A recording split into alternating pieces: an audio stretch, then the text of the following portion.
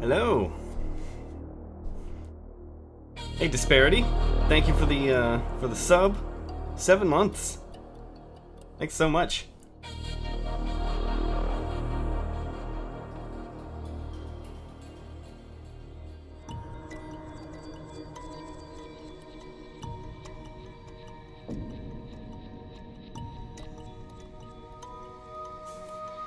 Hey, Monsieur. Hey, yay for Nuke. Hey, Gizmo.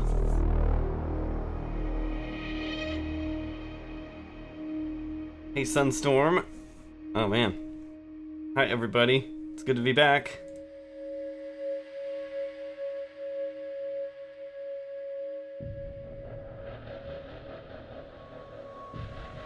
Hey, thanks for the sub.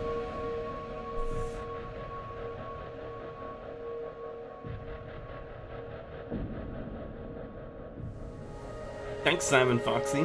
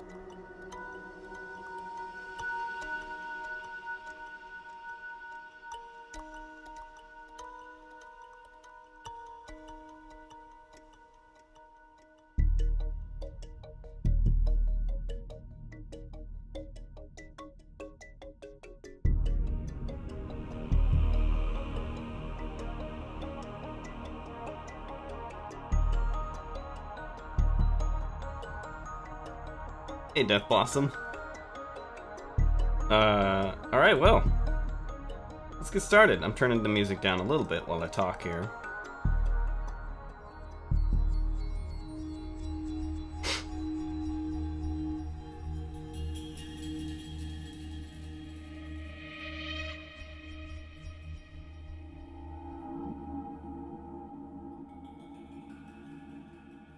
Alright.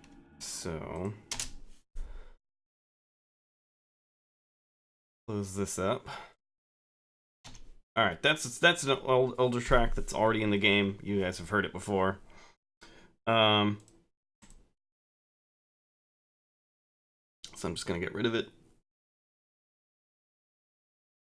Okay, so I should be doing introductions more.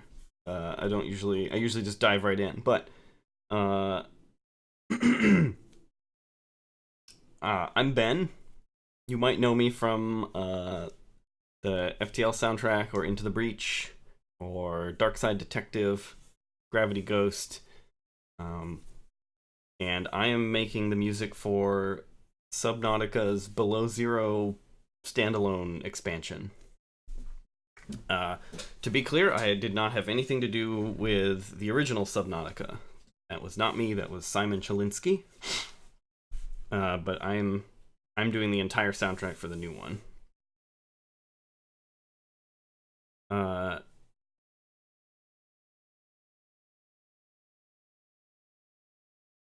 yeah, and that one track in Celeste.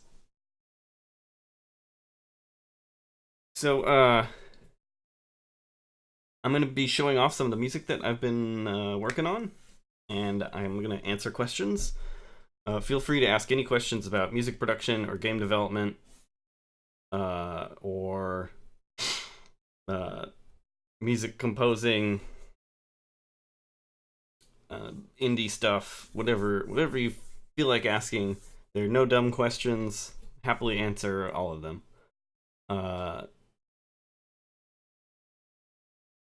Death Blossom, nice. Ton of free games in a giveaway. That sounds wonderful.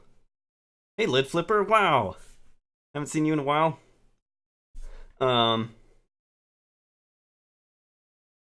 Do you think your music is epic? I don't know. I don't think I have an answer for that.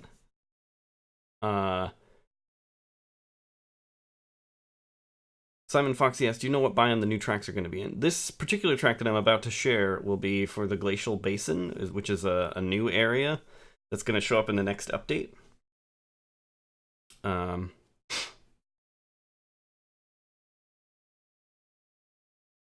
TJM or TJ McNee, there we go. TJ McNee asks, is it okay to you to say what sound fonts you use?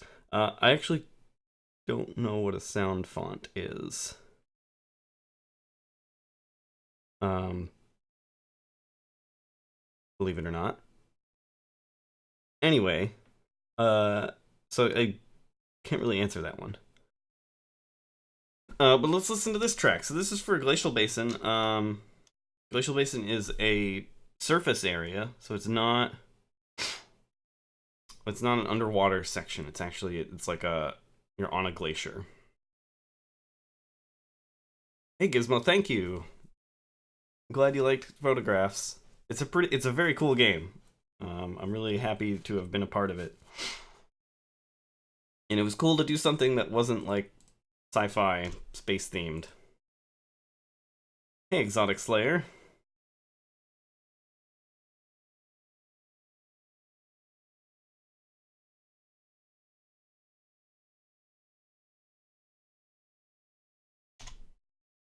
Alright, here we go. Let's listen to this. I'll turn the music up a bit here. So yeah, this is an outdoor area. It's supposed to be kind of tense and dangerous. It's supposed to be an unsettling place to be. There's some predators sort of roaming around. And it's unfamiliar because you're like out of the water in the whole area. And there's kind of like extreme weather happening as well. So here we go.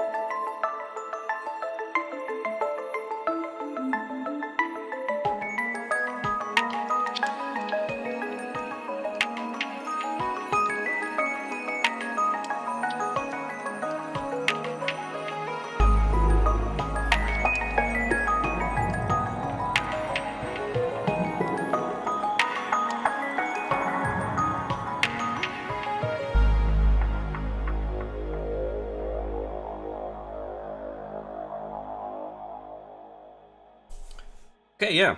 So that is what it's going to sound like in the game. That's the version that will be in the next update.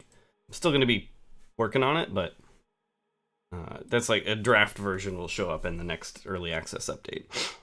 Death Blossom. Yes, Subnautica is very sci-fi space themed. I was referring to a different game that I worked on recently, which is called Photographs. And it's a sort of a narrative puzzle game. And it was nice because it was not sci-fi space themed.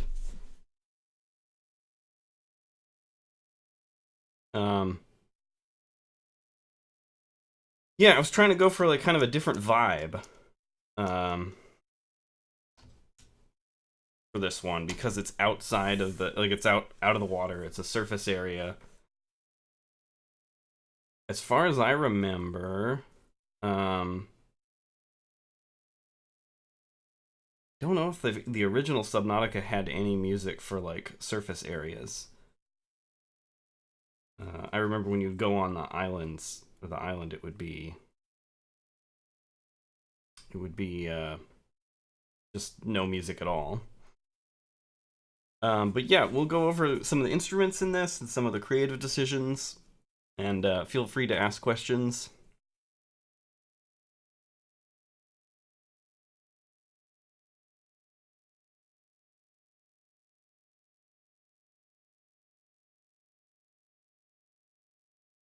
Death Blossom, I think that was the one that I got stuck on a puzzle the last time we were playing.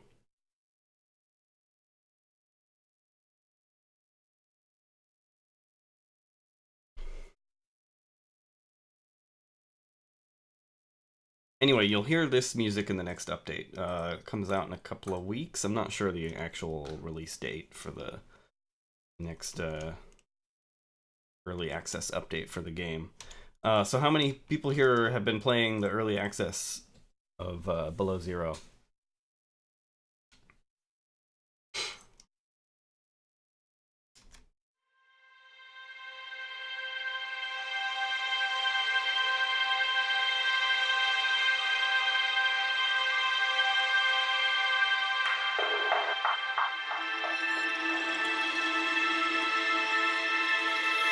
Hey, queer German girl.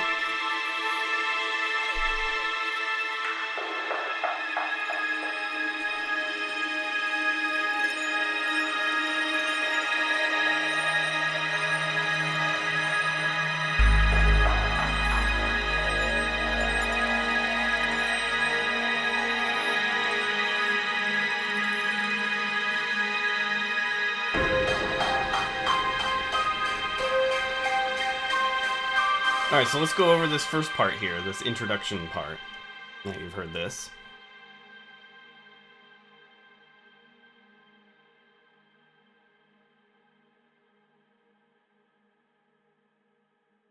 Oh, no need to apologize for not playing it. Just wondering who has.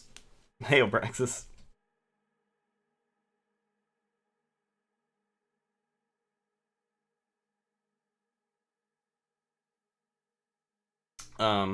So yeah, this is this I believe is a string sample.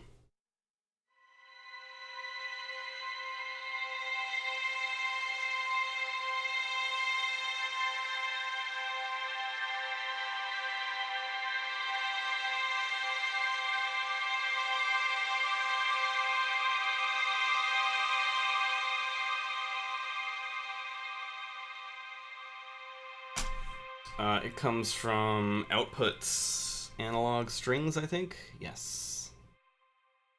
This thing here.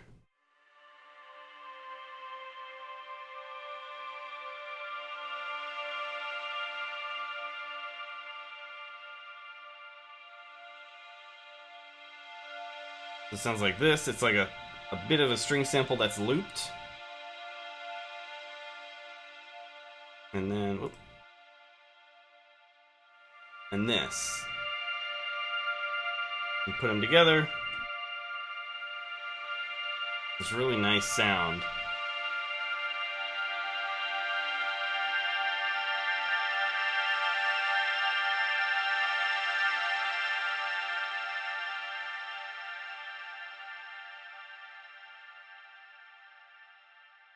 Queer German Girl asks, do you know how many tracks you were going to make? Nope, no idea.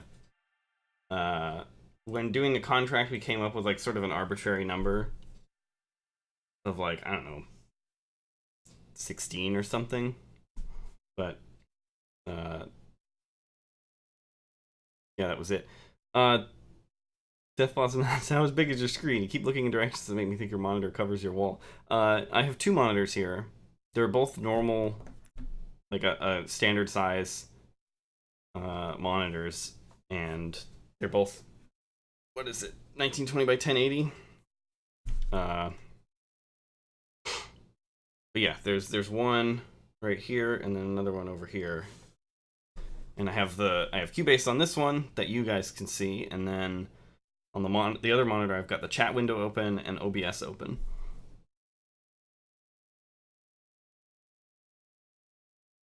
I think they look big just from that exaggeration from the camera. Yeah, we'll kind of work out how many tracks we need as we go, because like the game development changes, like the game changes during development. That is a totally normal part of game development, that the scope will change size. Like we may add areas, we may take areas out, we may write music for an area and then find that it doesn't fit later, and we move it to something else, and then we need more, and yeah. So it's such an inexact science that you kind of just have to wing it when you're planning things like this. Okay, so yeah, we had that string sample to make that nice cold sounding string, which I wanted for a surface area. So some of the decisions I made to make it feel different from the other other music in the game is, oh yeah, here Gizmo just asked about it. Yeah, Gizmo is asking, can you talk about how you approach surface tracks? So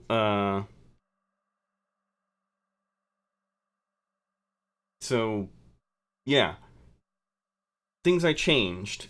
One is the reverb is completely different on the surface tracks. So I have this very particular reverb that I use for all of the underwater tracks, basically all the rest of the music that I've made. And there's a lot less reverb on this track, and then the reverb itself is very different. And then there's not a lot of bass in this. That's the other thing. And then I tried to just do a lot of things that are very like high frequency stuff, which is what you can hear in the string sample in the very beginning.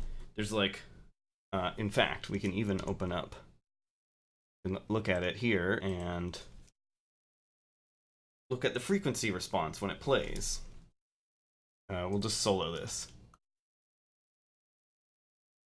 And it's not working. Why is it not working? What did I do?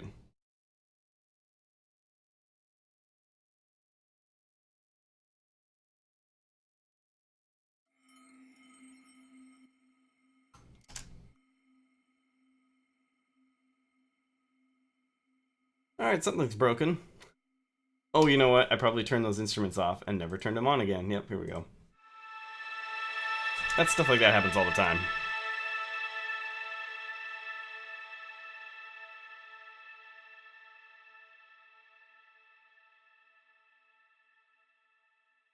Okay.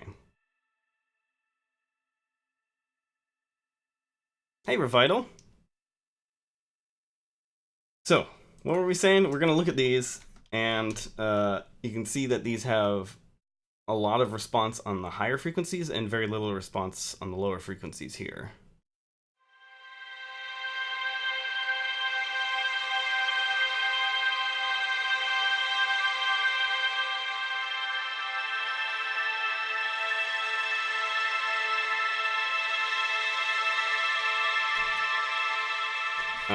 We tend to associate higher frequencies with cold, and lower frequencies with warmth.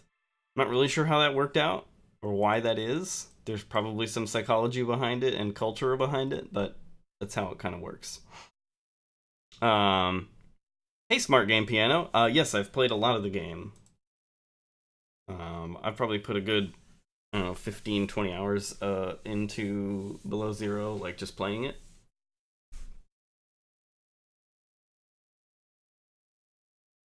Is it somehow 5.1? It's not 5.1. It's only outputting at 2 channels, just stereo.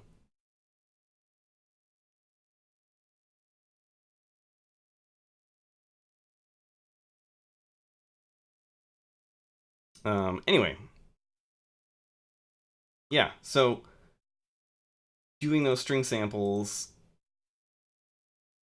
that have very little like low end kind of helps sell that kind of cold feeling. All right, and then we've got this thing that's just sort of like adds some ambiance to it, just like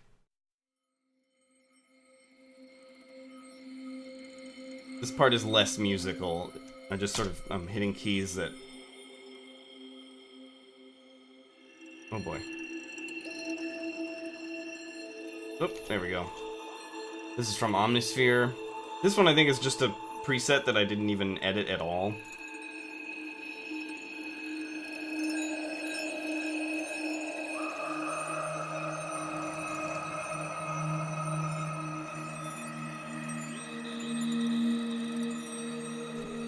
So that, combined with the strings, makes for a nice effect. Hey, Raw Bear.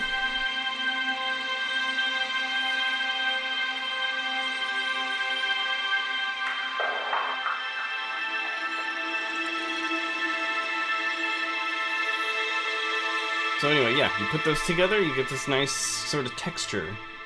The next thing is this drum kit. I know this is not organized very well right now. I hadn't really done it. I haven't put it into folders and stuff and labeled them properly. This is literally just a kick drum. Not even a kick drum. This is a Here, I'll turn off the effect that's making it sound so crazy. That's all it is. It's just this from a drum kit. But we turn on this movement thing.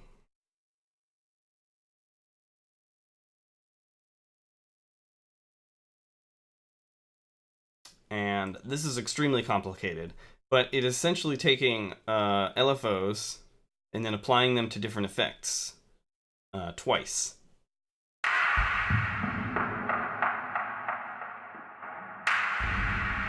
And it's a bit random, but you get a lot of crazy sounds, and it's a very fun thing. And so we just have this like one clap that plays every 4 measures.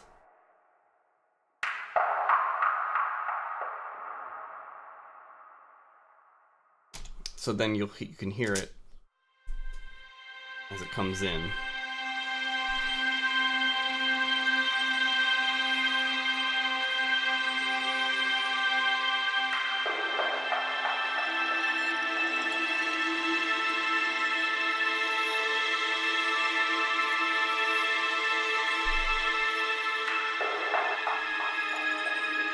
It's a little different every time, and it is a bit random, but that's, I don't know, part of the fun.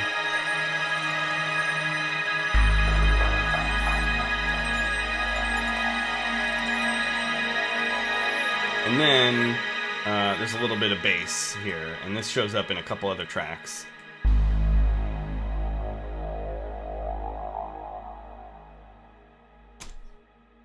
That, as far as I remember, is a pretty simple synth patch from Omnisphere.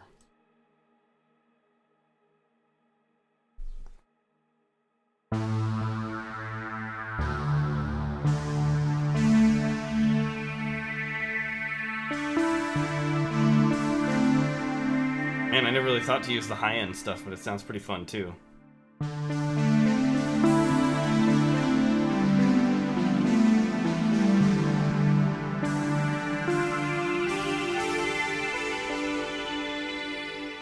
See you later, Death Blossom. Thanks for stopping by. But anyway, for this thing, I'm just using the low end here. There it is, yeah. And it's just sort of for dramatic effect.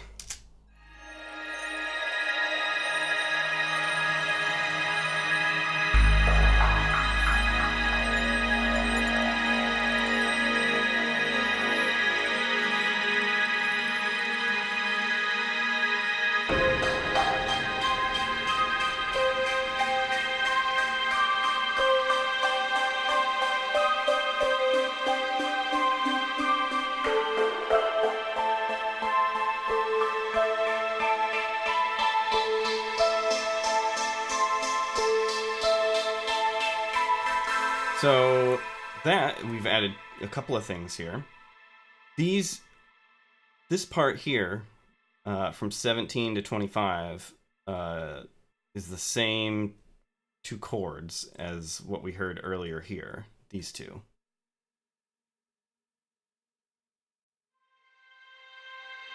This and that chord.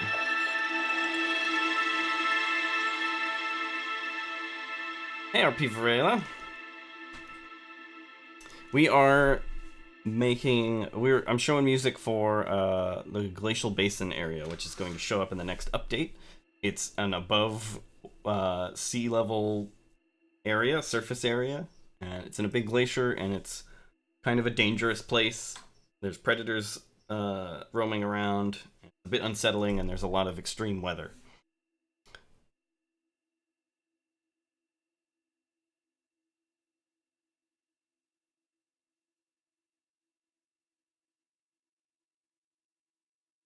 Oh, thanks a lot, Big Mike.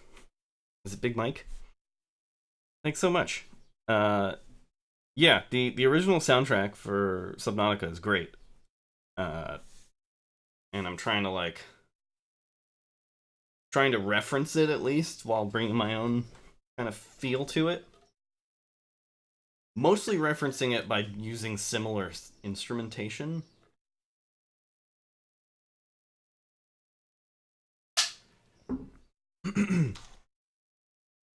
So anyway, this part we're adding this, and this was sort of the original idea of like where I started with this track was this sound.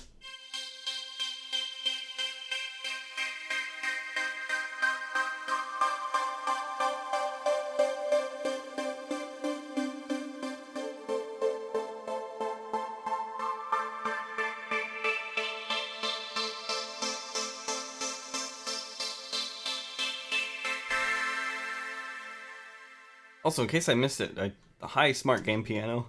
Hi. I don't know if I said hello when you said hi.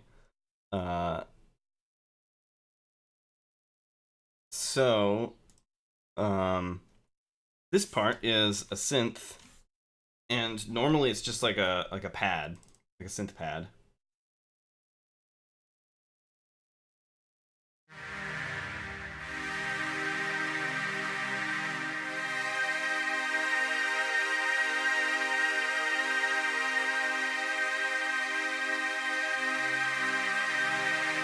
That's what it sounds like on its own, and then I've added a rhythmic effect with Effectrix, and I did say that I wouldn't use Effectrix for this soundtrack because I use it a lot, but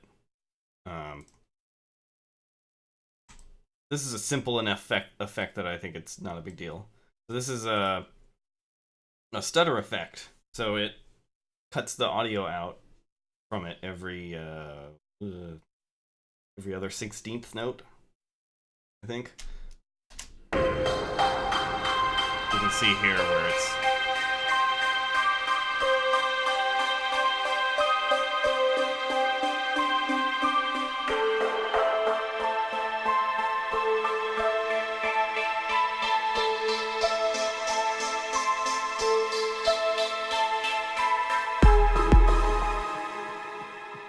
So that's all that is. And that was sort of like when I first started making the track, I started with that sound and that rhythm to it. And then we have this, which is just a melody.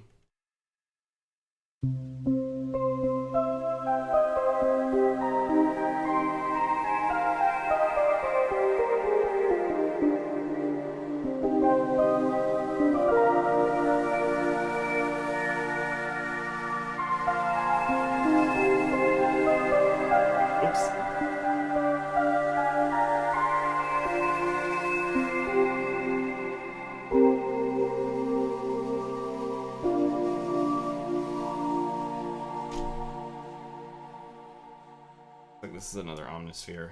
I use a lot of Omnisphere. It's my favorite thing.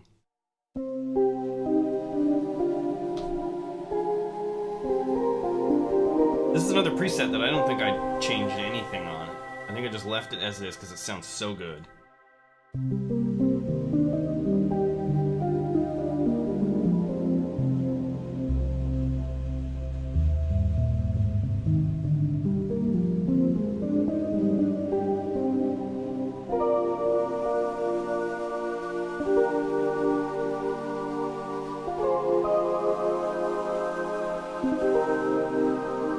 At some point, I will have another camera that points to the keyboard, so you guys can actually see what my hands are doing.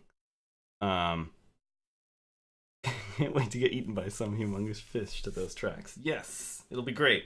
Wait till you hear the creepy tracks. There will be at least one other piece in the new update that's like a more ambient, creepier thing.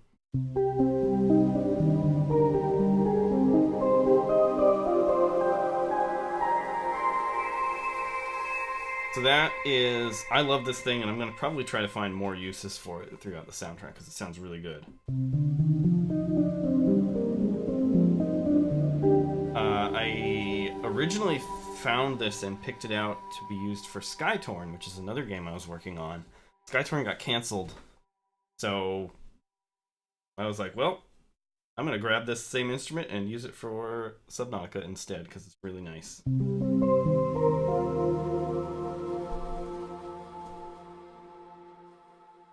So that's what that is. It just plays a little melody, very simple.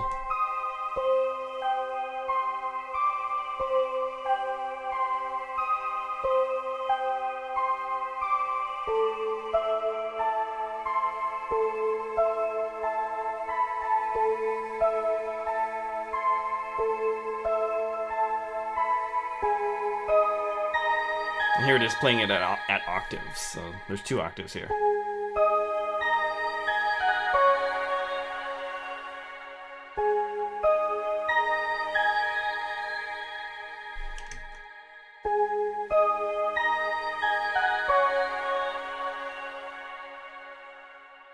So if you combine that with this, just these 2 things, you get like a pretty complete sound.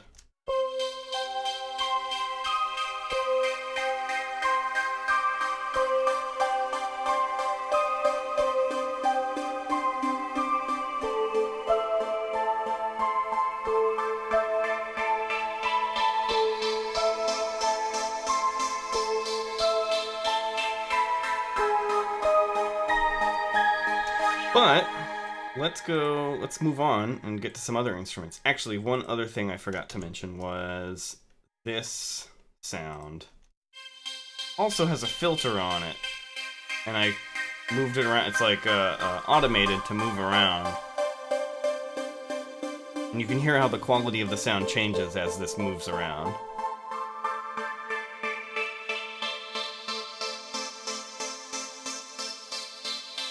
Hey, Hervmuth.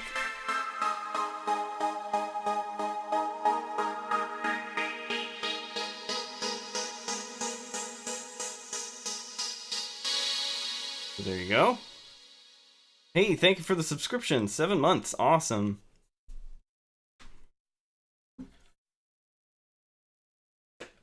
Thanks, Big Mike.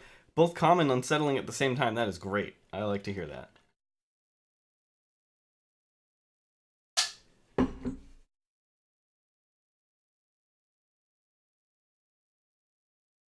All right, and then we've got percussion. You've already heard this thing. Hang on. Looks like it's auto-saving. There we go.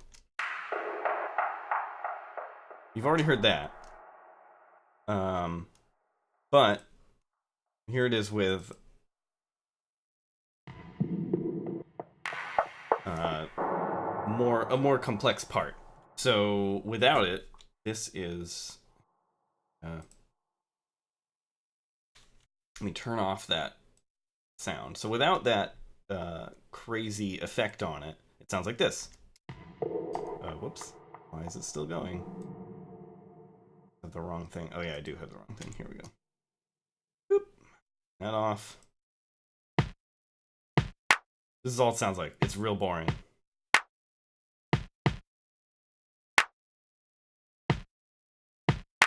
Right.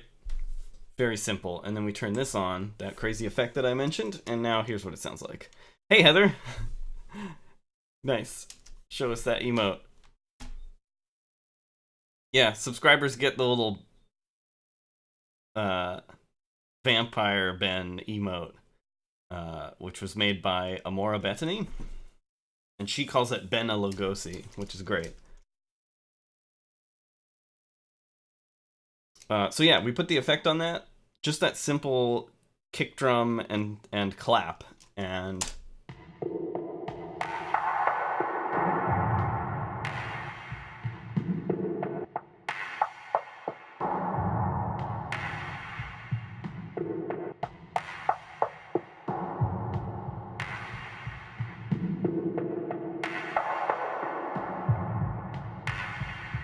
it's pretty cool. And then I took that same exact thing, I copied it, and I added a different movement effect, and I changed the EQ. It's still that same tool, but with a different set of effects on it. So here's what that one sounds like.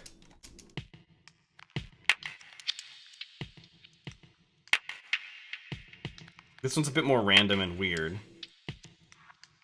So it probably wouldn't work well on its own, which is why it's paired with another one.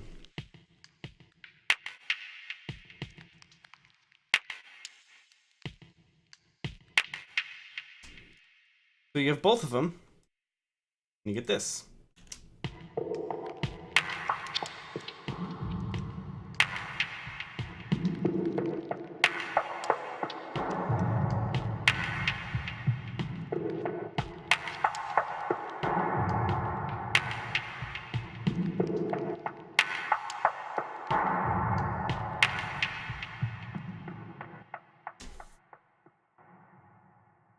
Kind of a funky atmosphere, and again, it's sort of a reference to the original soundtrack, which did a lot of like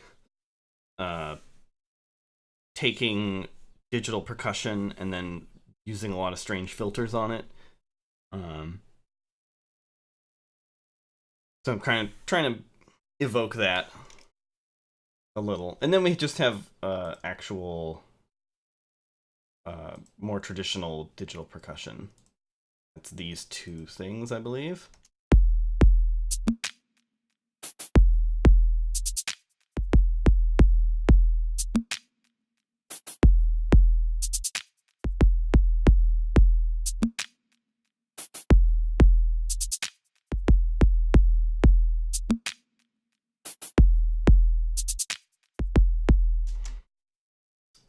One of them is hybrid kit, something that's called a hybrid kit, but it's just like, it's a couple of really simple, very simple, nice like digital drum sounds from 8Dio. And then this is, I think this is just the kick drum, yeah.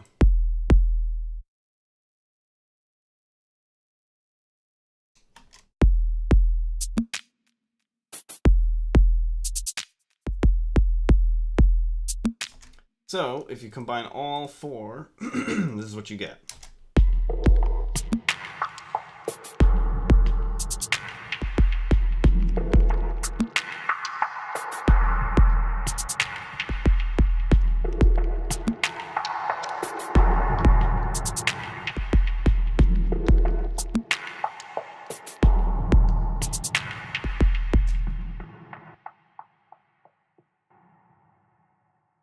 Okay, so yeah. So let's listen to all of it with all the instruments as well.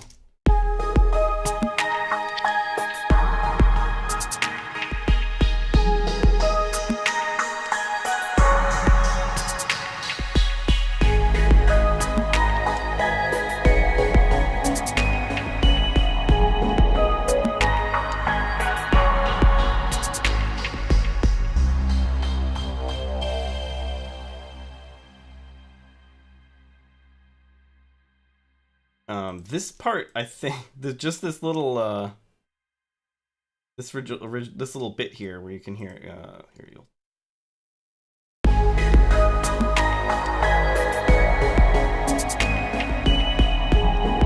That was like a mistake. Like I think I had loaded that like piece up earlier, and then I was like, oh, what is this? And as it was playing, I started hitting keys on the keyboard, and it was kind of that. It wasn't quite that. I kind of messed up, and I was like, ooh, this sounds kind of cool. So I just put that in, and it sounds pretty good.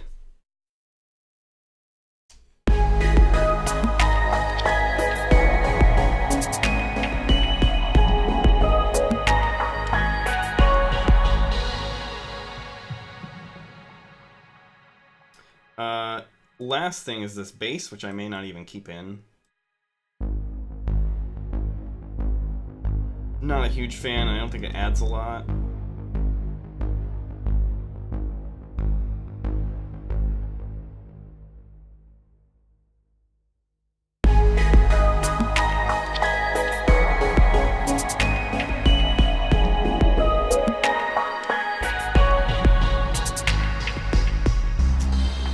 Thanks for stopping by, TJ.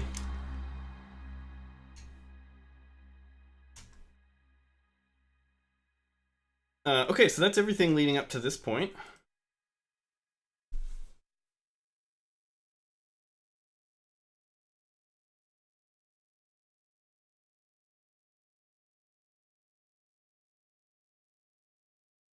The next thing is this part does some melody here.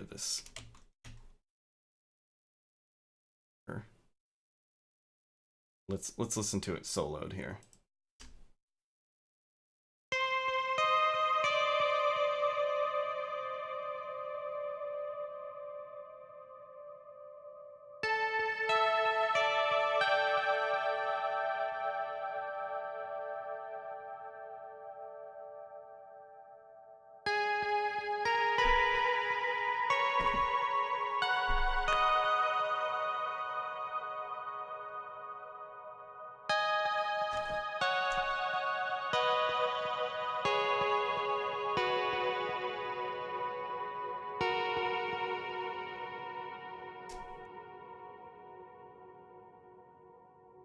And then we added this part. And this is a piece that you might maybe recognize from other parts of the Below Zero soundtrack. I've used it in a lot of things. Actually, now this sounds different enough that you wouldn't really be able to tell.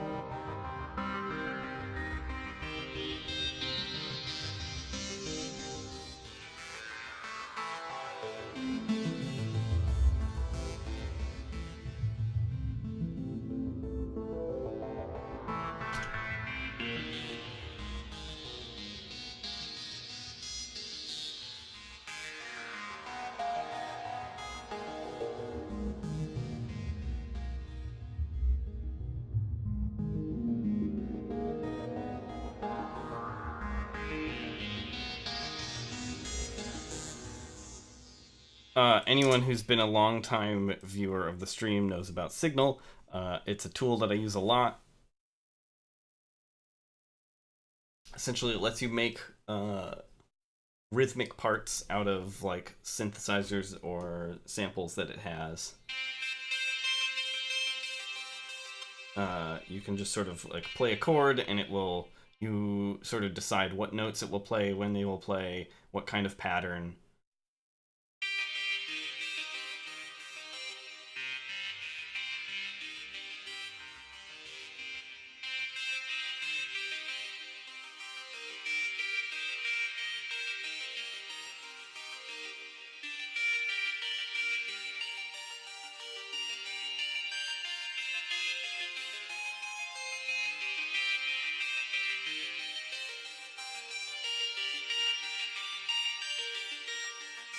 It's really fun to play with. It is possibly one of my favorite like digital instruments ever. It requires a lot of learning. Like it's a pretty complicated tool, and it's not always intuitive like how to use it, how it works. But now that I've like used it enough to really understand how it works, it is just so fun to play with. Um,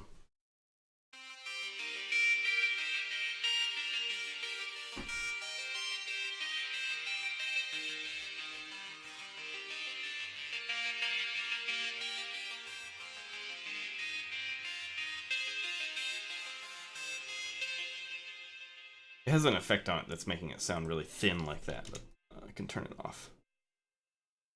Oops, it's not supposed to be on there.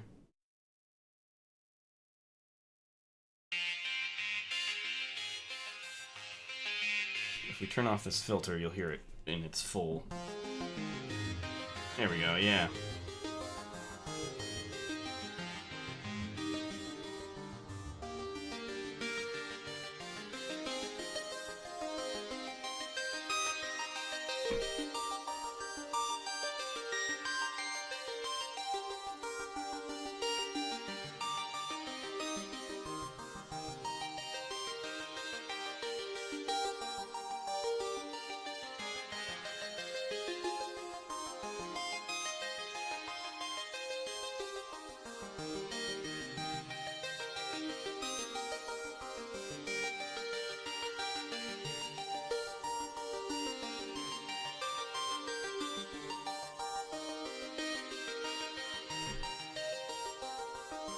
Anyway, yeah, you can just sit there for hours with it. So I did that, and then I applied this filter to it. It's another one of these automated move. Like I recorded movement on this filter.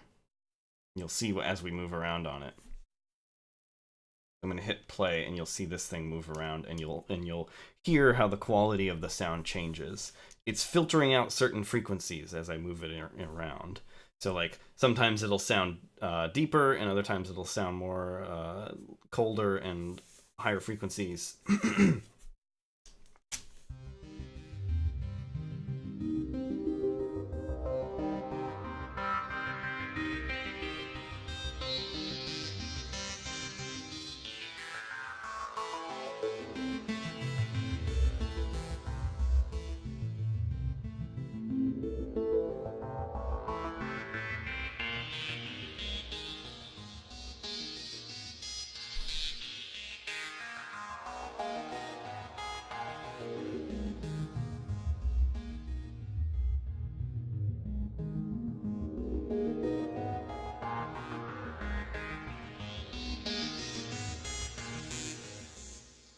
Hey, thank you for the host, Vladimir. Good morning. So yeah, that's the whole thing. It was a lot of work, and to get all of that functioning and sounding like that, but man, it sounds really cool, and it kind of fits with that sort of Subnautica like synth heavy vibe, I feel like, but in a new way. So we put these together.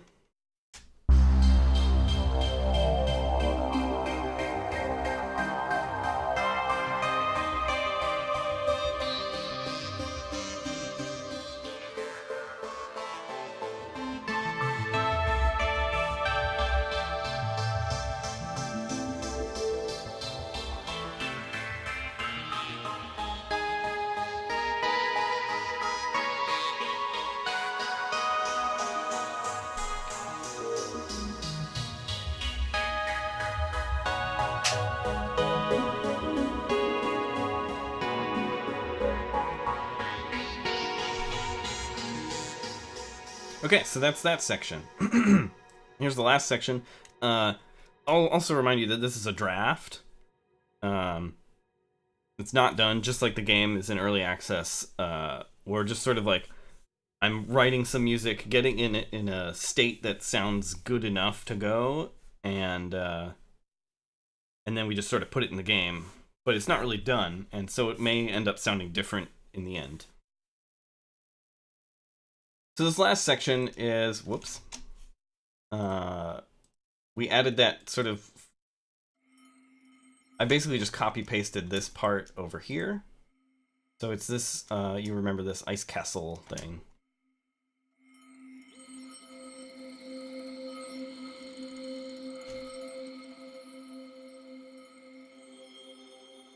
Right, so that's, you recognize that. These are just mostly parts that you've already heard. Oh, not quite. Okay, so there's some new stuff, actually. It's quite a bit. You've also heard this before in previous tracks. Knocking ice sound that I made, which I love, and I use it in a lot of things. Okay, and then we've got, like, the percussion that you heard with the heavy effects on it. But we also have this.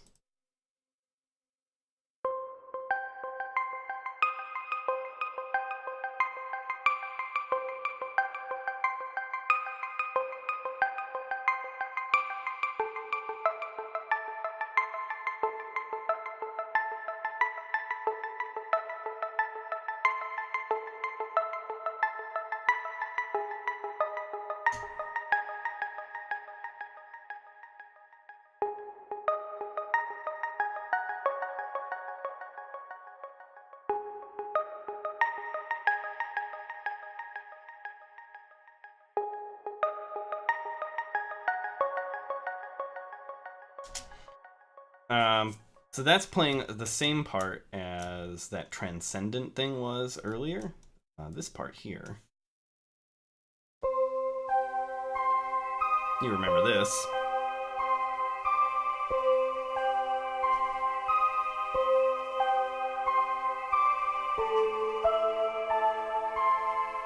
It's playing the same notes pretty much, although it looks like I added another octave here.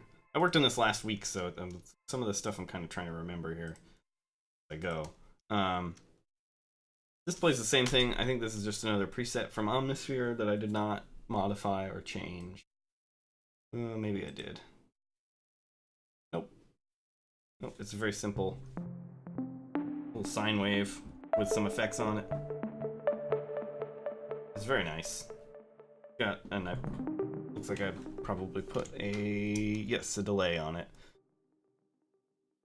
And cut out the lower frequencies.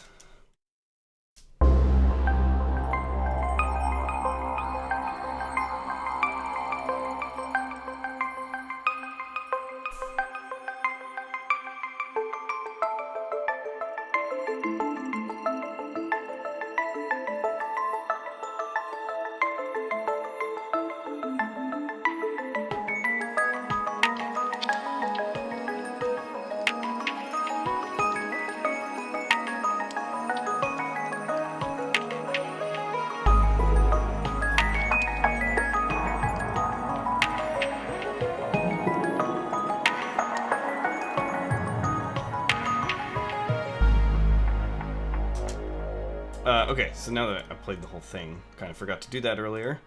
So you heard that part. This is my bell droplets thing, which is another signal thing that I made. It uses Celeste samples, and it's another really fun thing to play with.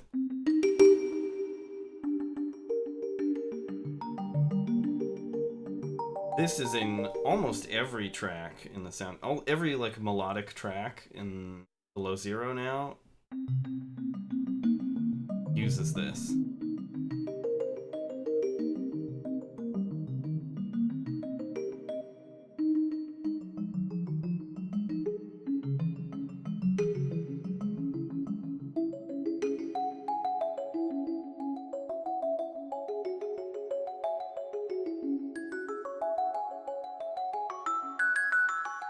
I modify it each time I use it a little bit to fit.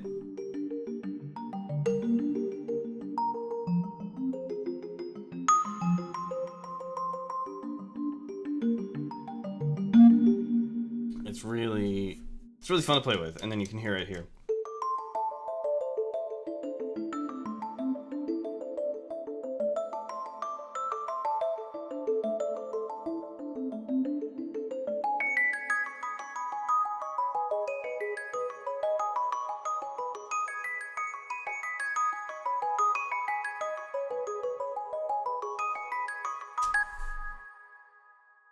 So yeah, that shows up a lot in the soundtrack, and it's here too. And then we have Book of Answers, which is another instrument that is like it's becoming sort of a signature Below Zero instrument that I also love.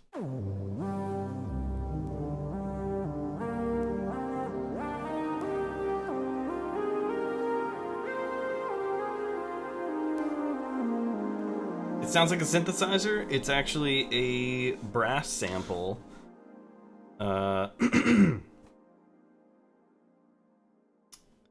With some legato on it. And these are just melodies I sort of kind of improvised.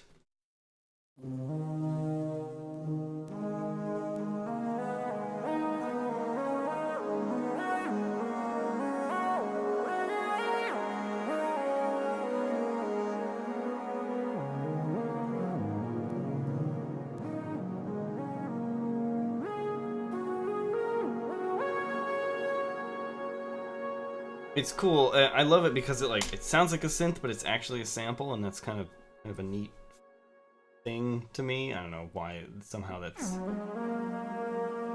very cool to me. Analog brass and winds. If you just play a single note, you can tell. You're like, oh yeah, it's a brass sample.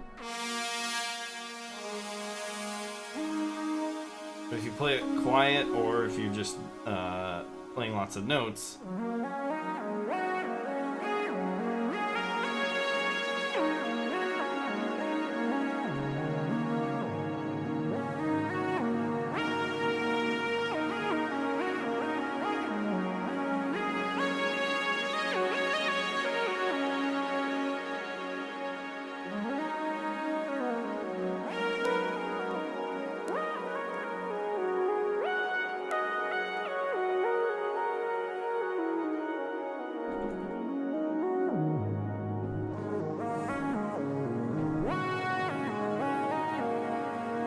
so this shows up a lot in the soundtrack, and I put it in here. Wrote this little melody thing that I don't really know if I'm gonna keep it or not. I'm not super in love with it, so I may modify this a lot. But anyway, play the whole thing, or let's play that by itself. See, yeah.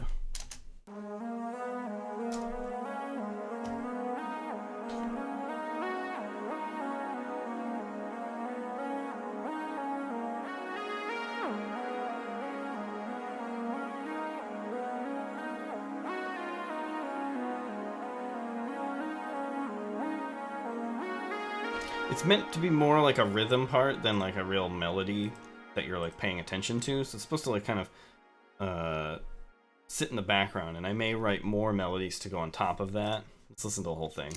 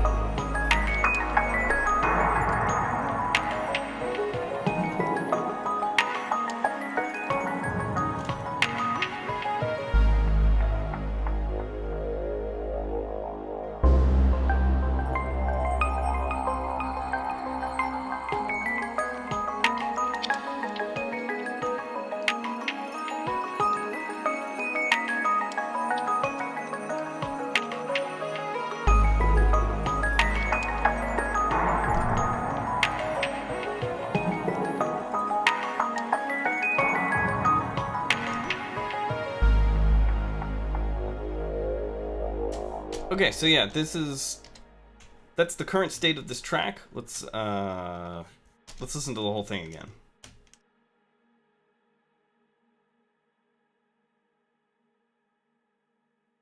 Now that you're familiar with each part.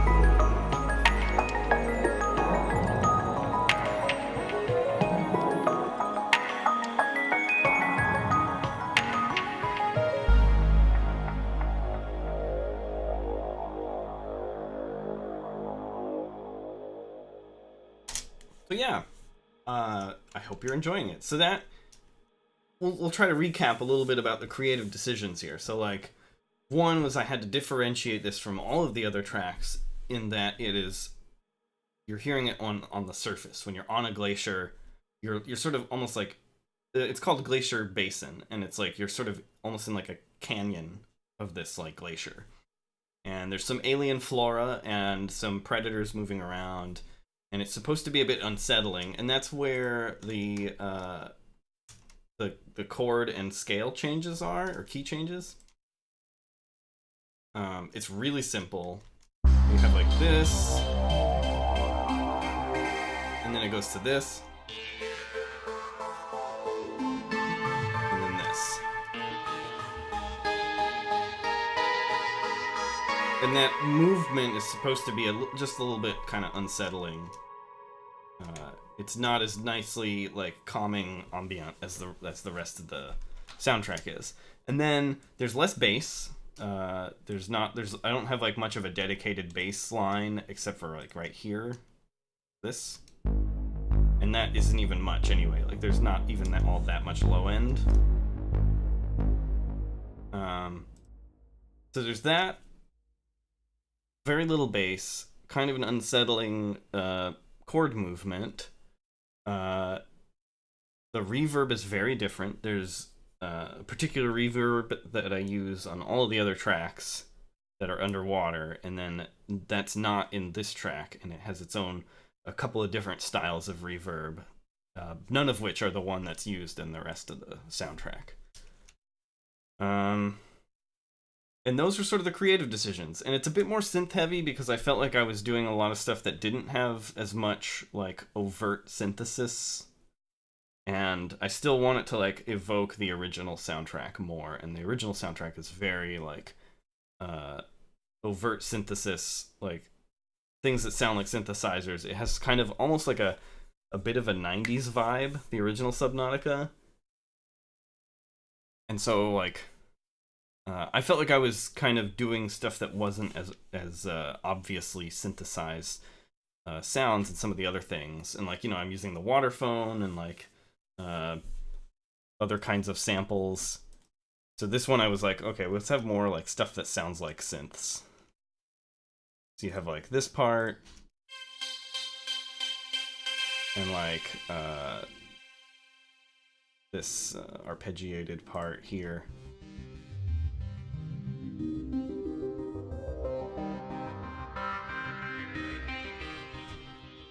But it still has elements that you hear in the rest of the soundtrack, like the digital percussion here.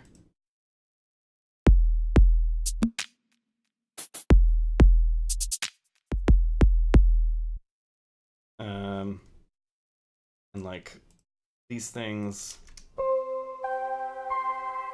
just like simple melodies from the synth, similar to everything else that you hear, and like this knocking ice thing.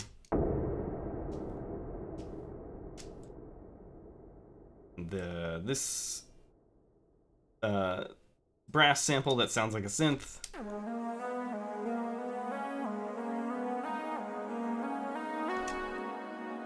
And this part.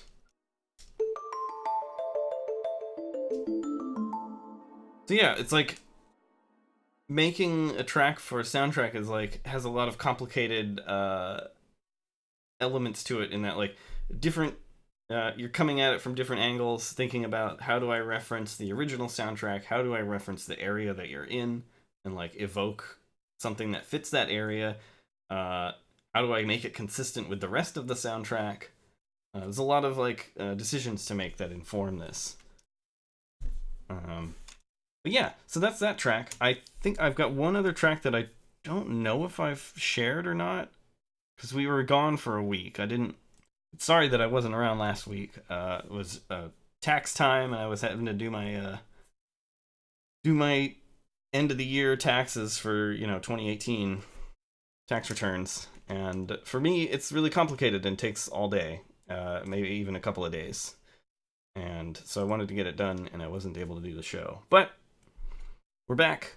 Anyway, I've got another track, so if you guys would like to hear that, we can go to that one. feel free to ask any questions about what I'm working on before. If you want to hear anything about this particular one, now's the time to ask. About to close it. I've also been, in my spare time, I started a new D&D campaign that I am DMing, running for a couple of my friends. Cool. Thanks, Gizmo. And I've been doing sound design, ambient pieces to play during my adventures. Curious about the reverb percussion. Oh yeah, this thing. Is that you mean this part here?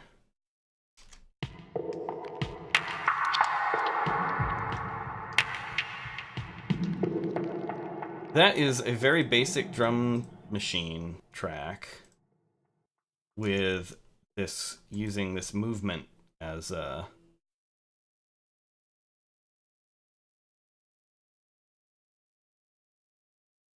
to modify its sound. So without the movement thing, it sounds like this. I'm sure I'm doing the right thing here. Yeah. Without this, it just sounds like. Oops, let's solo that.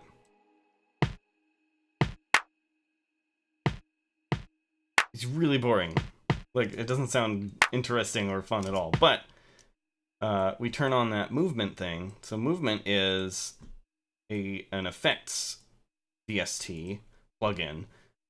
You have 4 LFOs, and you can change what the LFOs are shaped like and what their frequency is, how like rapidly they move. And then you can assign those LFOs to different effects. So you can assign it to EQ, to a reverb, to a compressor. Here's a distortion, and you can just grab this little dot here, and then you move it to one of these knobs, and it will control that knob. Like it'll move the knob to the LFO frequency. And this particular thing, it just kind of gives it this weird ass random feel to it. So like when it's on,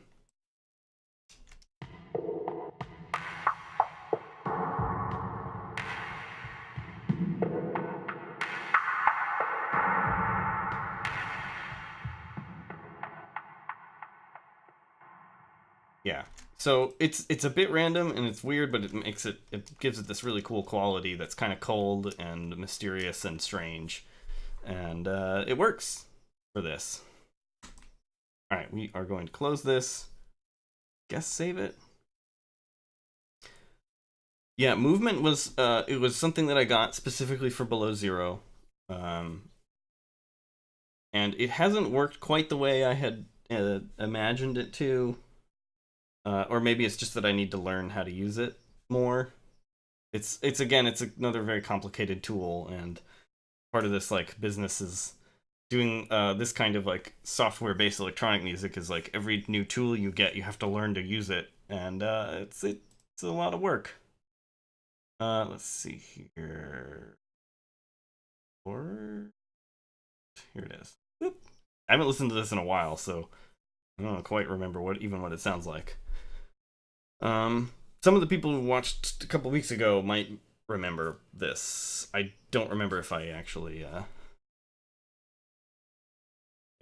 shared it or not. Well, I'm just gonna call you Yin. Is movement from Audio Modern? No, it's from Output, the same company that made Signal, which I also use a lot, and the desk I'm using. Weirdly enough, they make software, audio software, and also a desk.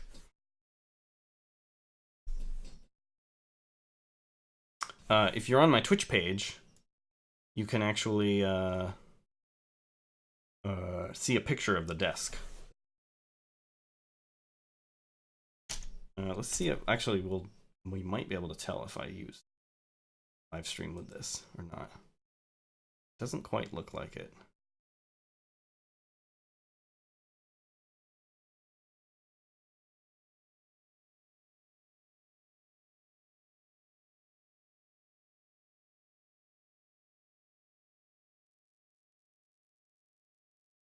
Yeah, this desk is amazing. It's a long time coming. I have spent years and years using just other random desks that were not adequate for like what I do. And when I moved last summer and set up this new studio, I was like, I'm finally gonna do it. I'm gonna get a nice desk and pay the money. And it was not cheap, but it was totally worth it. Let me turn this down first. This thing to load up everything before we listen to it. Sometimes you gotta play through it, a track, and kind of force it to load all of its audio bits before it will work properly.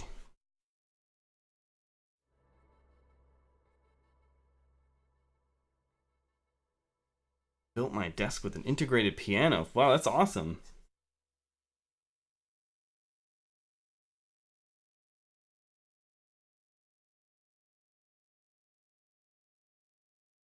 Okay, so it's been a couple of weeks since I've opened this track. Let's hear what it sounds like. Doesn't sound like anything yet. Here we go.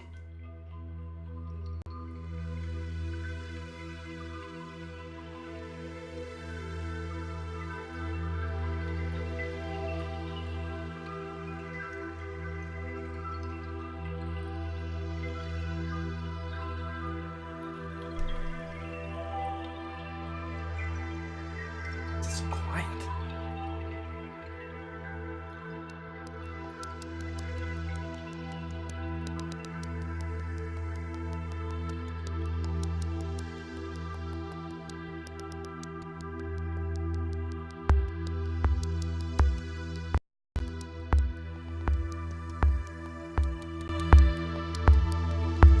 Hang on. Sorry.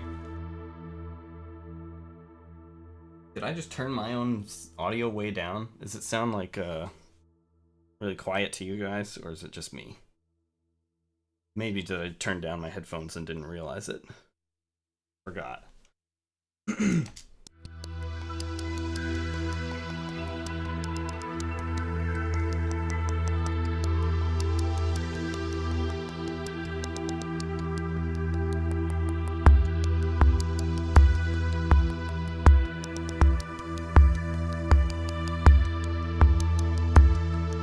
Okay, for you guys it's okay.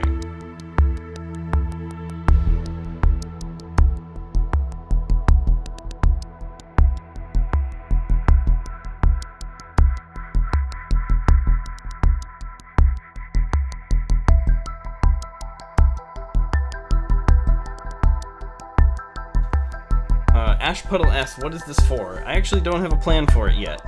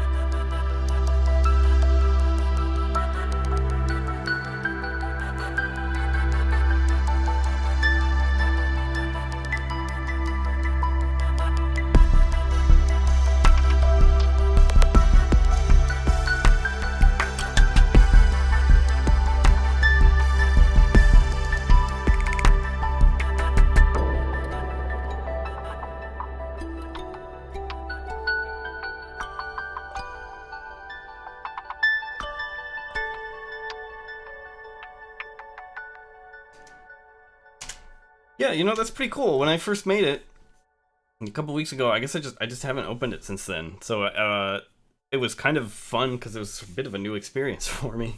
Uh, I didn't really like it at the time, but I do kind of like it now. So that's kind of good. Yeah, I don't think I shared this one. Um, so cool. I have apparently I have 2 tracks to share with you guys. Oh, so we got a question from Gizmo. Sorry, I missed it. Do you have to buy every single tool, plugin, synth in Cubase? Sort of.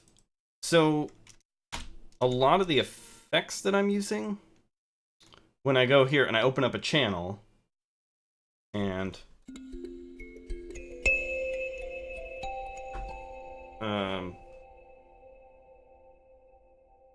a lot of these effects are built-in Cubase effects. And they are amazing.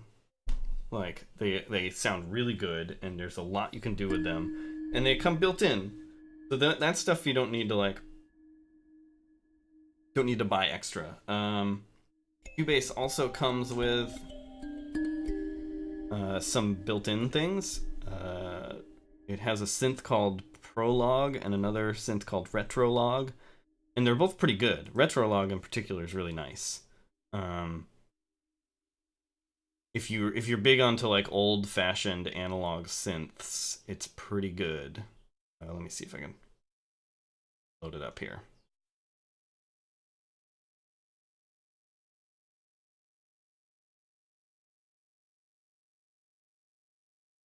Hey, time traveler.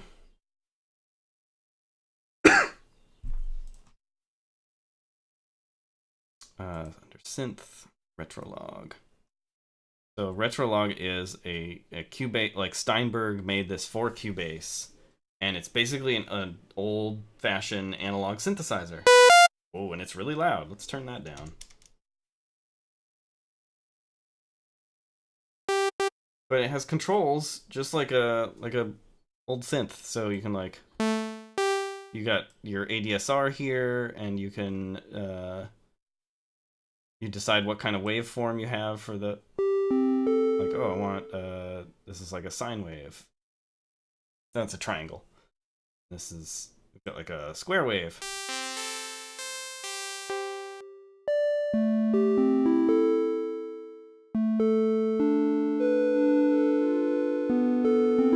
So and then it's got, you know, an LFO that you can use to alter its sound. Looks like you have 2 oscillators and a little sub oscillator. So there's a lot you can do with it. So you can, if you get Cubase and you just have, like, if you just want to make like, if you just want to make like cool synth music, this Retrologue will actually serve you really well. And it's included with Cubase. Omnisphere I had to buy.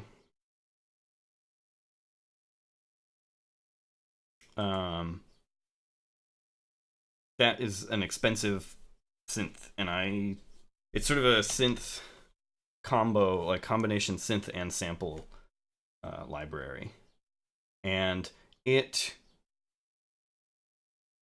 spent years like not without it. Like I didn't have it for years, and I got it, I don't know, 4 years ago or so.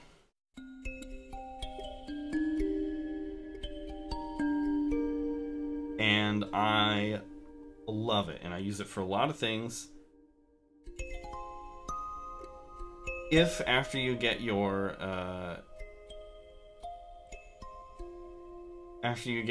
digital audio workstation like Cubase or Ableton or whatever, Logic Pro, and you've got some money to spend on another like instrument or set of instruments, like you could just get Omnisphere and it will serve you like super well, and you could use it for a lot of things.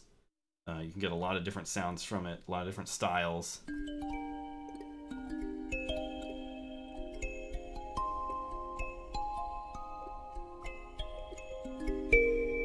This is just a built-in sample that's in Omnisphere, and it's super worth it.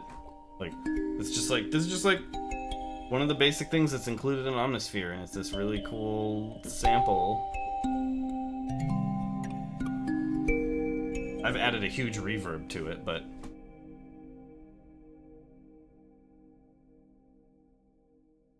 yeah, Yin talking about getting the complete bundle too. That's another really good like use of your money if you're going to spend on instruments. The complete bundle has a ton of stuff added to it, and it's enough to like serve you for quite a while. And yeah, Omnisphere is super pricey, but like honestly, it has for me it has definitely paid for itself. Um,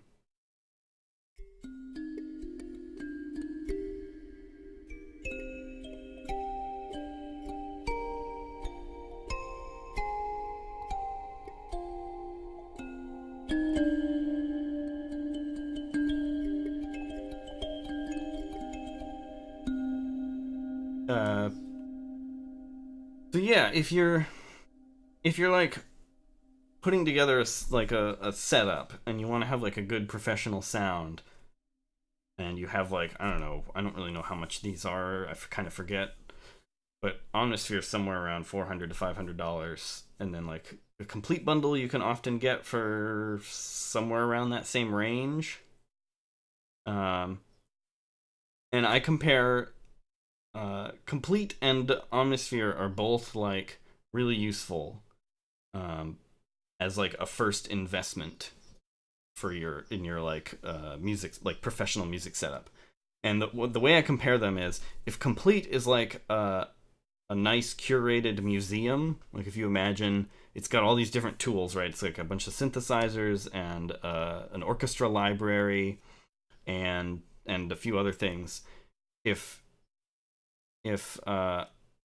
complete bundle is like a nice curated museum, Omnisphere is like your crazy adventuring rich uncle's like attic, and he's got full of stuff, like crazy stuff that you don't know where it's from or what it is, but it looks cool and you can play with it and use it. And those are like the way I describe those two things. Both are useful and they both have like different functions.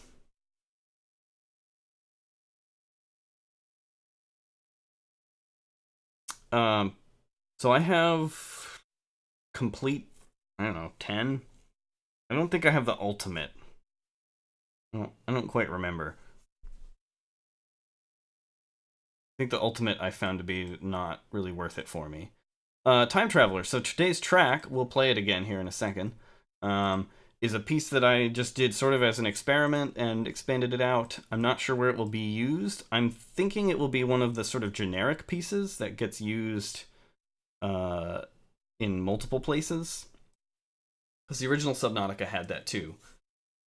So I think it may not actually be attached to any particular biome, but maybe used in like a few different biomes. But yeah, let's listen to the whole thing again.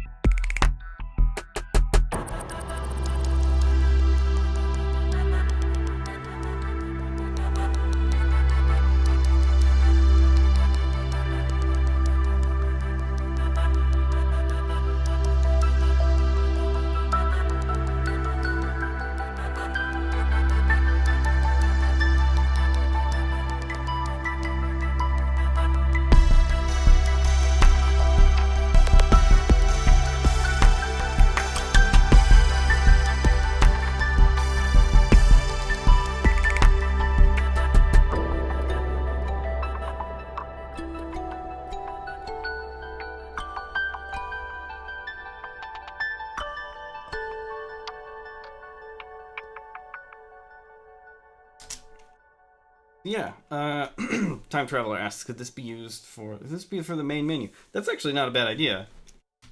It's a little, it's not melodic or exciting enough for my tastes for the main menu. I want the main menu to get player really excited, and this is a little too kind of lazy.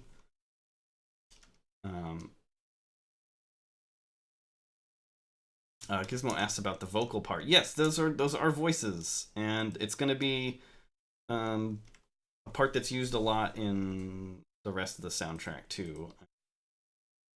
Yeah, here I'll solo it for you.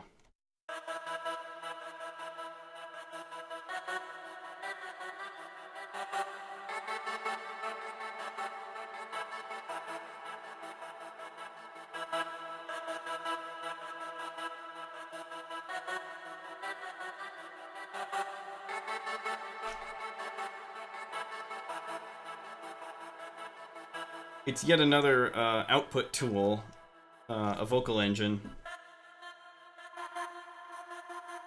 with that movement effect on it. Yeah, Disparity says, I remember quite a bit from Twisty Bridges. That's where it is like the most prominent.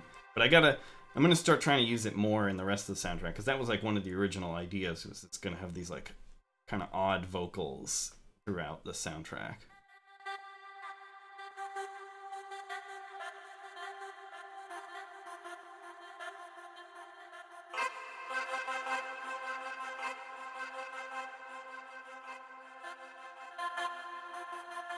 But yeah, it's a lot of layers of effects on it to give it that kind of odd, otherworldly, kind of glitchy feel.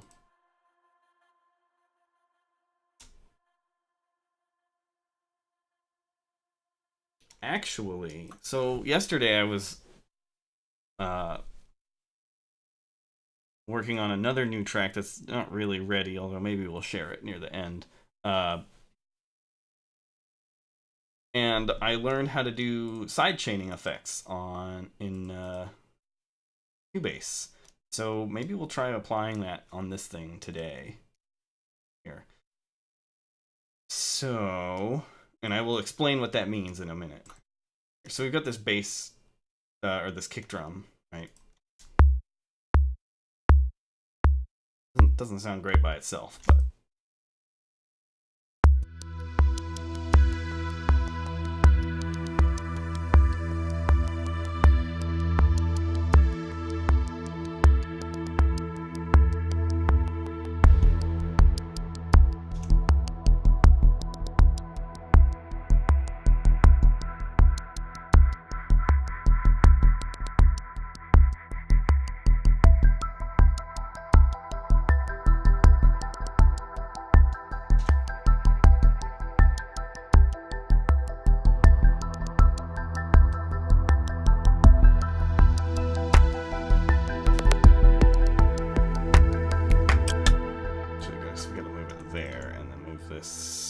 out of the way.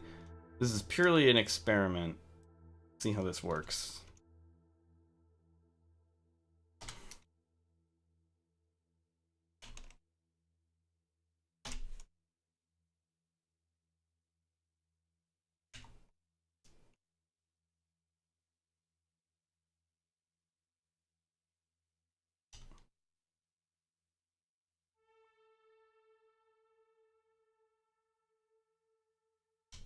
Chop this out.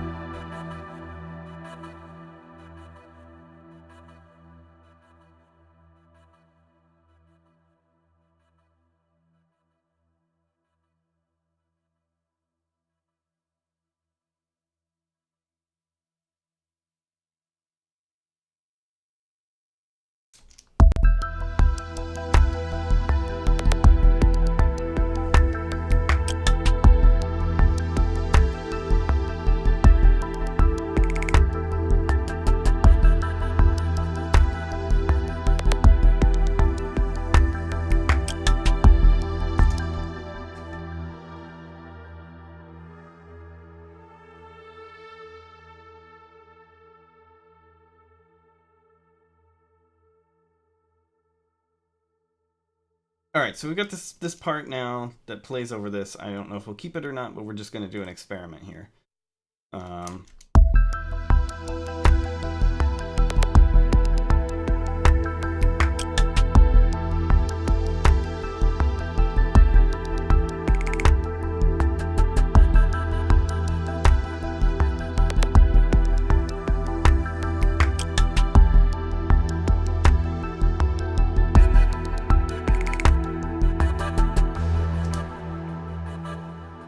Now, we're going to apply a compression effect on it.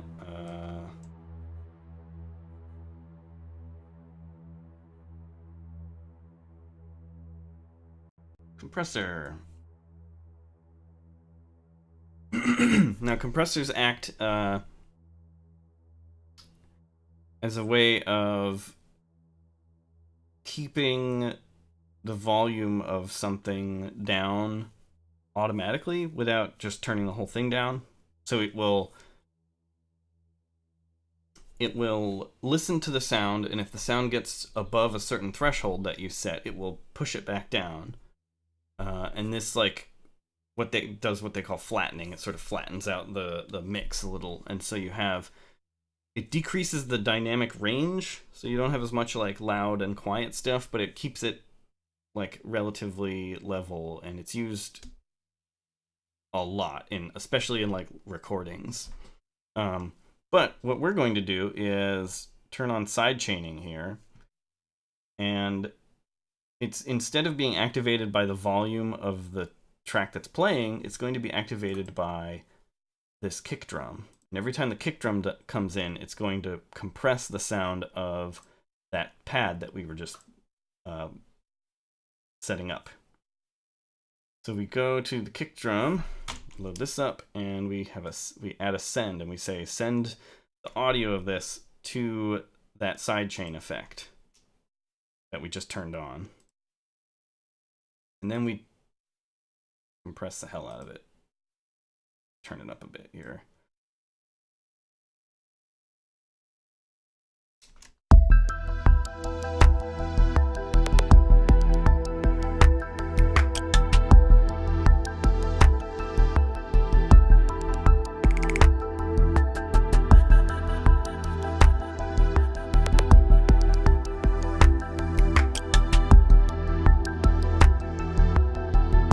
So if we, here, maybe it's easier to understand what's going on when we solo them. So you hear this a lot in like EDM music and hip hop.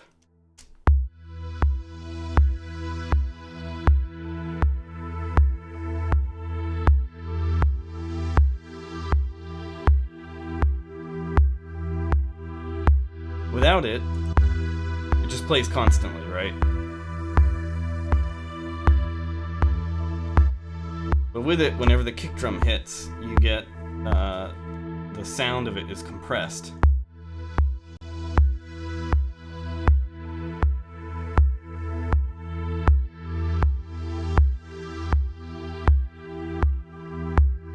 And that's called side chaining, and that is what it means that like the sound of one of the tracks actually affects the sound of the other.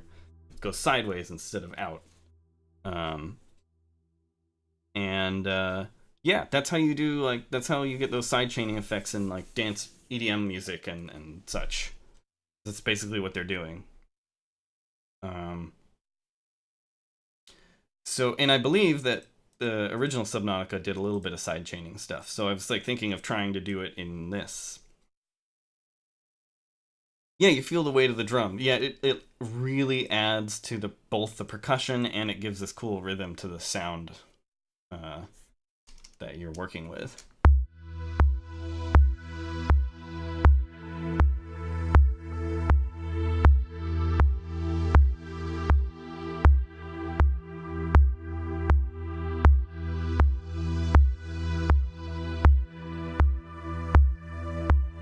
It's very cool. So let's hear it with the rest of this. So there's a part here where it comes in, the the kick drum comes in midway through, so it'll sound kind of neat as this thing goes from sounding totally normal to like suddenly dropping out when the kick drum comes in. Let's take a listen.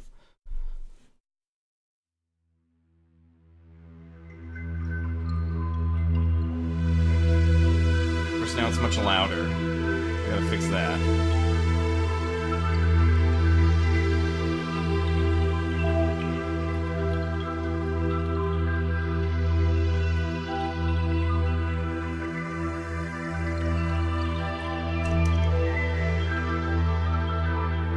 This is way too loud too, huh?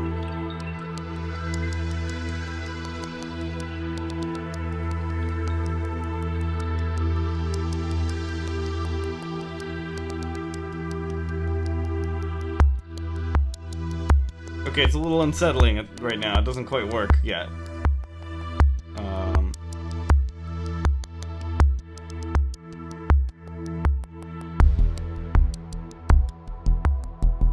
So maybe what we can do is we can add another thing here and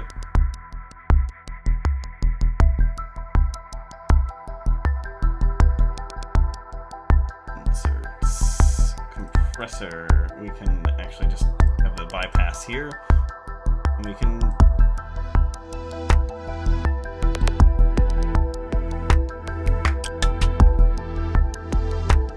have it bypass that in the beginning.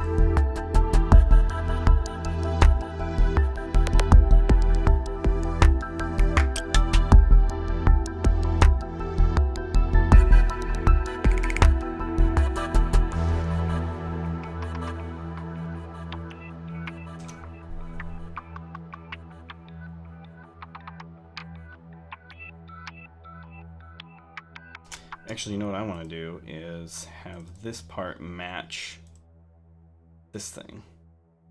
I'm just going to copy this sound to this side, double this.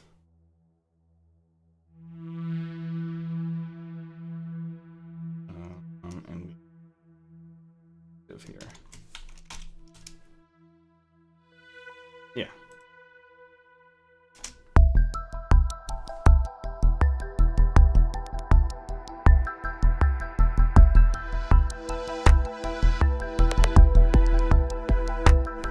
Maddie's here. Hey, Maddie.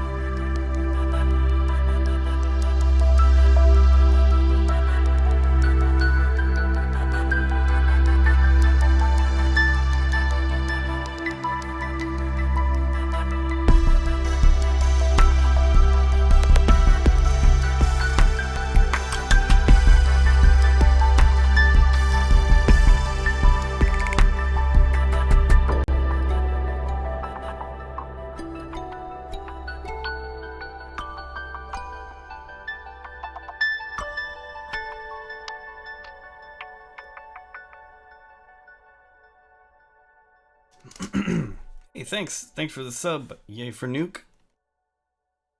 Excuse me. So yeah, did a little side chaining there. I don't know if we'll keep it. I don't know if it really fits, but kind of got to see what that means. And I didn't even know that it was that easy to do in Cubase until yesterday, and I looked up a tutorial online. And it turns out it's just like hitting a couple of buttons and you have side chaining. It's great.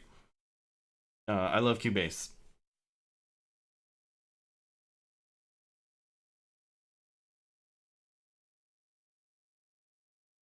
Um, let's see. Does anyone have any questions on this one? Hey, Marcus Kane. No track name right now. Not sure what this is going to be used for yet. Game.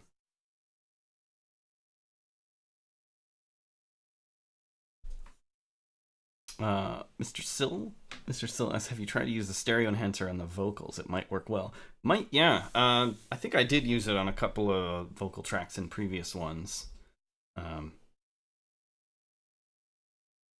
have been using it a lot in this soundtrack. Let's see here. I can share a couple other pieces that I've done before we go. I've played them on previous episodes, but I know a lot of you have not seen them yet. So if you'd like to hear another track, we can do that.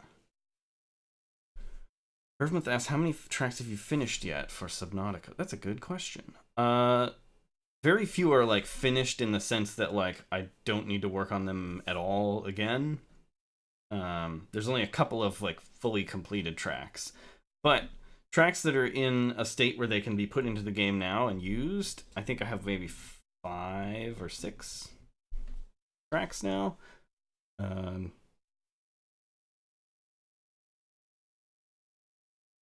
right. Let's close this. I'll open up another one of the new things. I'll save that side chaining stuff because it's easy to turn off anyway if I don't want it.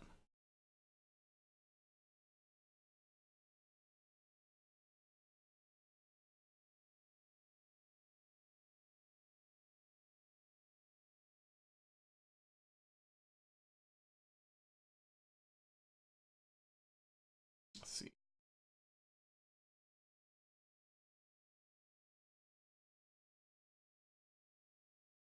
We can have the cat cam going here. Maddie's not doing anything really interesting right now, but sort of just hanging out.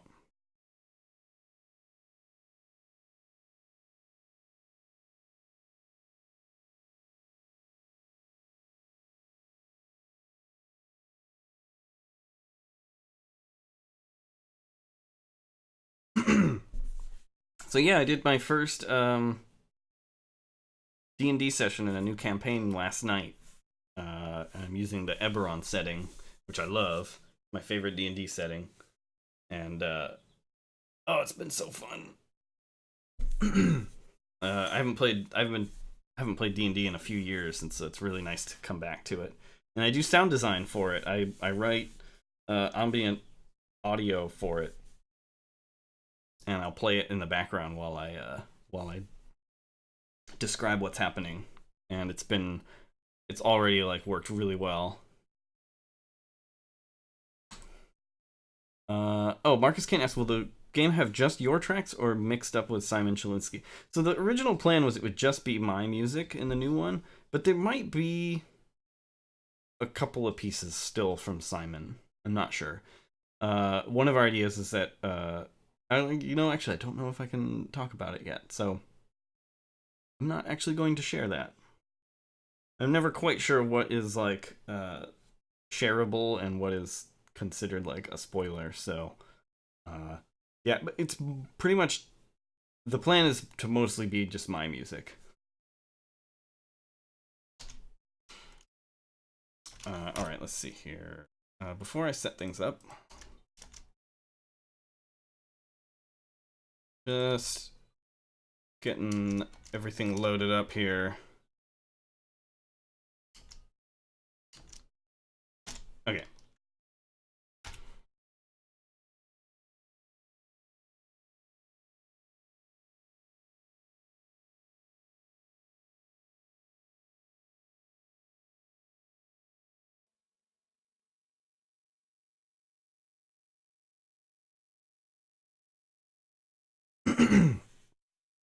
Yeah, my favorite thing about Korai are pretty cool.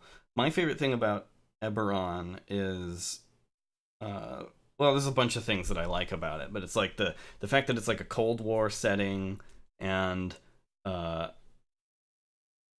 there's there's like double layer of like nations that have different relationships to each other, and then on top of that you have multinational corporations in the form of the dragon marked houses, and those two layers like interact with each other in interesting ways, and it makes for a really like rich and interesting setting that's like more, it feels more real than like a lot of the D&D settings. It feels like it could be a real place more so than a lot of the other ones. That's what I really like about it. And it's cool because it has like trains and like airships and stuff. All right, let's listen to this thing. This is another piece that I'm not sure what it's for, what it's going to be for. Like, in the most of the time in the beginning here, making the music for Below Zero, I've been just sort of like making as much stuff as possible without necessarily thinking of where it's going to go, just to try to find the sound of like of the overall soundtrack. This is going to probably be a more peaceful area. It will be an underwater area. So it'll be one of the more like less dangerous areas and probably more colorful areas because it's pretty colorful track. All right, here we go.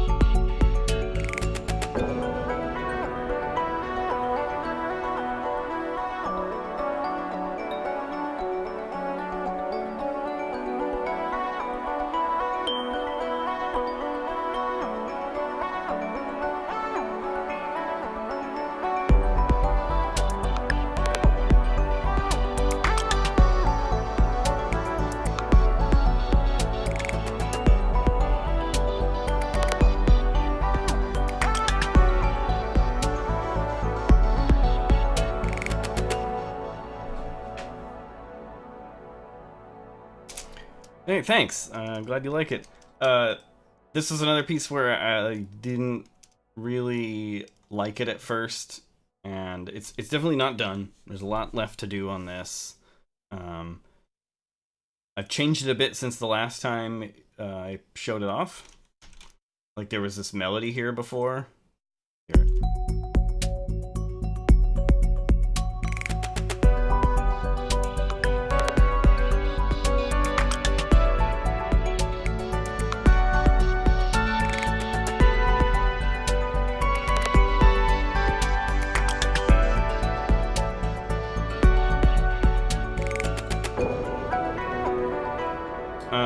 I like that melody, but the team didn't like it as much.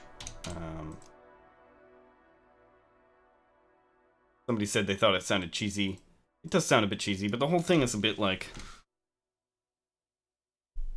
kind of going for that vibe a little bit. But anyway, yeah, so that's out for now, and I'll figure out what to do. I don't really like the bass that's in here. I kind of want to change that, so that's something that'll change.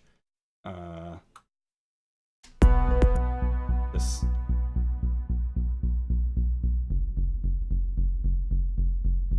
kind of muddy sounding too. I don't know. It just doesn't. I want something different. I don't know what it'll be yet, but.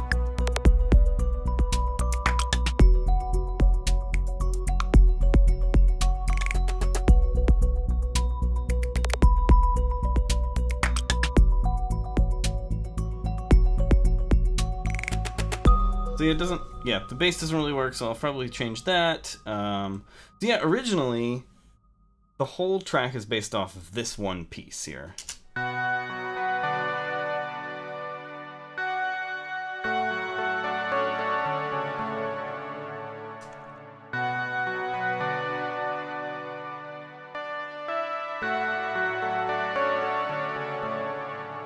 That was just a piece that I played on the keyboard, and I wrote the entire rest of the song around that.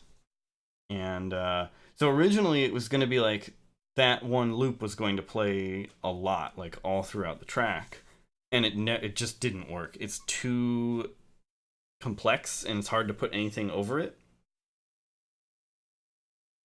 And it just was not working, and I was like, oh man, I hate this thing. None of it works. So then eventually I just like, what if I just make that a sort of a signature part where it comes in and nothing else plays?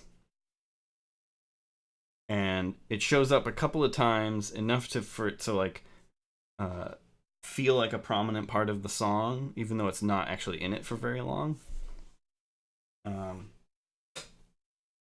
Hey Phoebe. Phoebe's here too now. Anyway. And so that's what I did. It only shows up twice. It shows up with this synthesizer playing it, and then it shows up with played by the thumb harp here. Oops.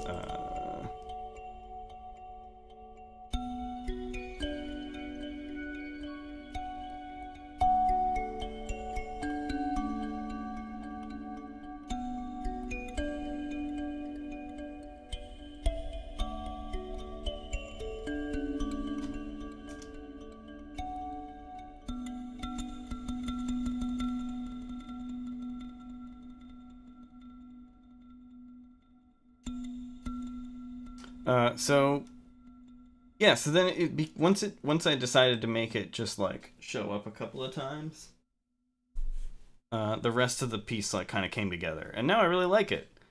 Another thing that I might change is like the percussion here.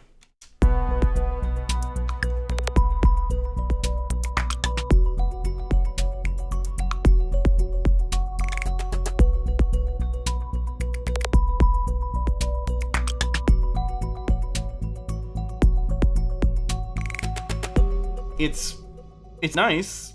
There's nothing particularly wrong with it, but I feel like it has too much of like a forward motion kind of feel, and it's a very like signature kind of Ben Prunty sound to have that like 16th notes with on the hi-hat kind of sound. Find the thing that I'm talking about here. This.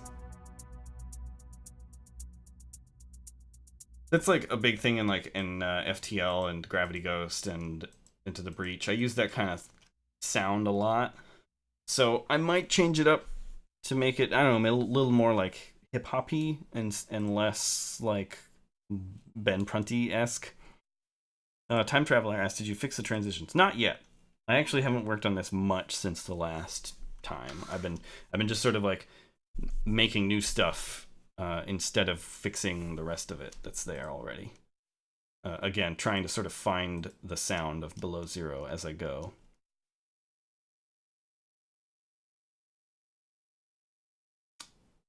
So, well, yeah, that's about everything. Let's play this one more time. This is also supposed to be, I don't know why I turned this off, but this, turn it down at least. Yeah, let's play this one more time.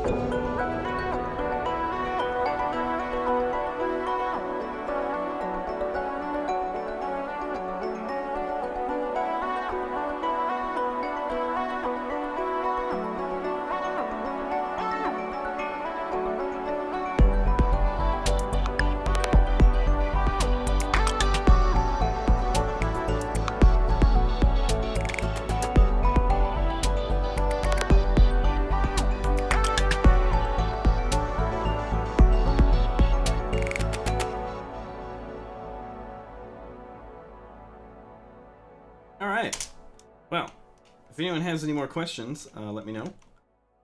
I will be back tomorrow, and we'll be doing more Below Zero stuff. I'll be working on some new music. Same time, 9 a.m. Pacific Daylight Time, which is noon on Eastern Time, and 5 p.m. BST. I don't know what that stands for, but that's like London. But yeah, we'll be doing more stuff. I'm not sure what we'll be working on. Maybe one of the pieces you heard today, maybe something different. But it's more Below Zero stuff. And but yeah, thank you everybody for coming by, and I will hopefully see all of you tomorrow. Thanks everybody.